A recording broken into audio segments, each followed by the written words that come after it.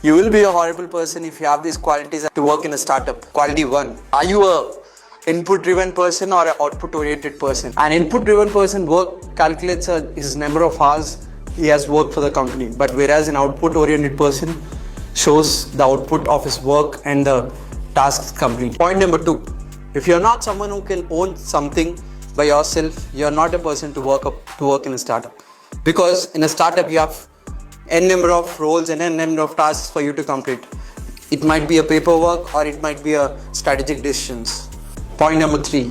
If you're a person who is scared to fail, you're not at all the right one to get into a startup. Because in a startup, it's all unpredictable.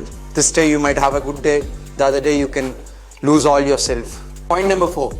Are you a person who is looking for a long-term benefit or someone who looks for short-term results? Because in a startup, it's not an easy oriented process. It is not something which comes easily. It is a long-term investment of your time and efforts where the company which you are dealt with has to grow along with yourself.